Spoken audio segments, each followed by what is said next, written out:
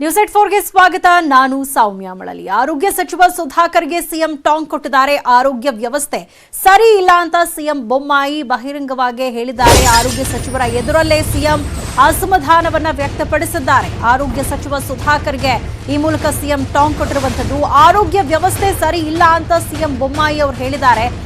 ಆರೋಗ್ಯ ಸಚಿವ ಸುಧಾಕರ್ ಅವರ ಎದುರಲ್ಲೇ ಸಿಎಂ ಅಸಮಾಧಾನವನ್ನ ವ್ಯಕ್ತಪಡಿಸಿದ್ದಾರೆ. ಗೋವಿಂದರಾಜನಗರದ ಕಾರ್ಯಕ್ರಮದಲ್ಲಿ ಸಿಎಂ ಕ್ಲಾಸ್ ತಗೊಂಡಿರುವಂತದ್ದು. ಸಿಎಂ ಮಾತಿನಿಂದ ಸುಧಾಕರ್ ಮುಜುಗರಕ್ಕೆ ಒಳಗಾಗಿದ್ದಾರೆ. ಆರೋಗ್ಯ ಸಚಿವ ಸುಧಾಕರ್ ಅವರ ಎದುರಲ್ಲೇ ಸಿಎಂ ಈ ರೀತಿಯಾದಂತಹ ಒಂದು ಸ್ಟೇಟ್ಮೆಂಟ್ ಅನ್ನ ಕೊಟ್ಟಿರುವಂತದ್ದು.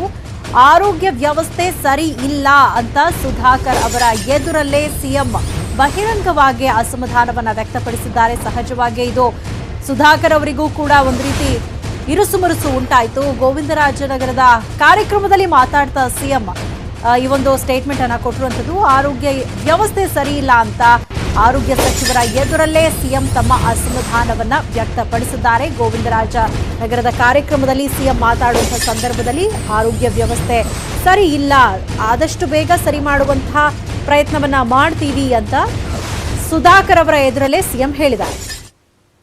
ಅವರ ವೇಗಕ್ಕೆ ನಾವೆಲ್ಲ ಕೆಲಸ ಮಾಡೋಕ್ಕಾಗಲ್ಲ.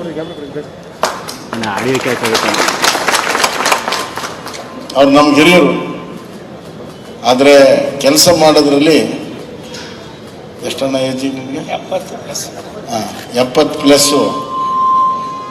ಏಜ್ 70+, ಶಕ್ತಿ 20+. ಅಷ್ಟು ಕೆಲಸ ಮಾಡ್ತಾರೆ.